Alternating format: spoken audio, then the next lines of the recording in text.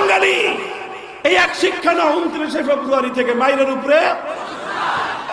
আমরা শান্তি চাই, যুদ্ধ চাই না। আমরা সম্প্রীতি চাই, লড়াই চাই না। আমরা বন্ধুত্ব চাই, শত্রুতা চাই না।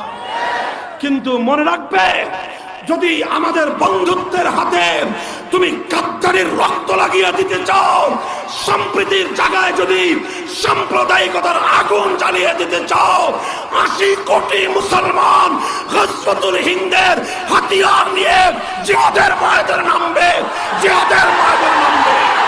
নরেন্দ্র মোদী যদি আসতে চায়, একটা করে ঝাঁটা আর একটা করে জুতা, দুটো করে 18 কোটি বাঙালির 36 কোটি জুতা ঝাড়ুর বাড়ি দাও, নরেন্দ্র মোদী সোজা হয়ে যাবে। আসল কথা কি জানেন? আসল কথা হলো মাইরের উপরে। জোরে বলেন কথা। মাইরের উপরে। মুহতারাম হাজিরিন, আমার দেশ, আমার রাষ্ট্র, আমার সরকারকে আমরা বলতে চাই, আপনাদের কূটনৈতিক সীমাবদ্ধতা থাকতে পারে, আপনাদের জাতিগত দুর্বলতার সীমাবদ্ধতা থাকতে পারে, কিন্তু 18 কোটি তাওহীদি মুসলমানদের কোনো সীমাবদ্ধতা নাই। আমরা আপনাদেরকে সাহস যোগাতে চাই, হিম্মতের সাথে মাথা উঁচু করে দাঁড়ান। আরে পশ্চিমবঙ্গের মুখ্যমন্ত্রী যে বলতে পারে কুখ্যাত নরঘাতক নরেন্দ্র মোদী আর অমিত শাহ পশ্চিমবঙ্গে নিষিদ্ধ, তাহলে আমার বাংলাদেশের প্রধানমন্ত্রী কেন পারবেন না? মুহতারাম হাজিরিন, আমরা চাই আপনি বলেন। আপনি যেভাবে নির্বাচিত হয়েছেন, আমাদের আর কোনো আপত্তি থাকবে না।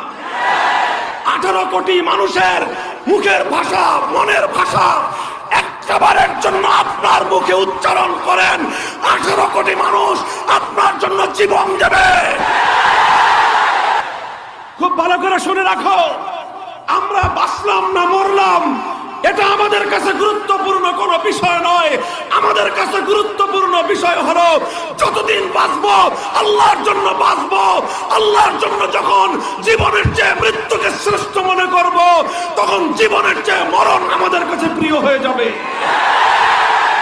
আমরা যখন দেখব আল্লাহর ঘর ধ্বংস করে মসজিদে অগ্নিসংযোগ করে, আল্লাহর কোরআন জ্বালিয়ে ভস্ম করে দিয়ে, মসজিদের মিনার থেকে আজানের মাইক খুলে ফেলে হনুমানের গেরুয়া পতাকা তুলে দেওয়ার পর সেই খুনিকে কোন সম্মানের আসনে বসাবার চেষ্টা করা হচ্ছে, আল্লাহর ঘরের ইজ্জতের হেফাজতের জন্য কিয়ামত কায়েম হয়ে যাবে।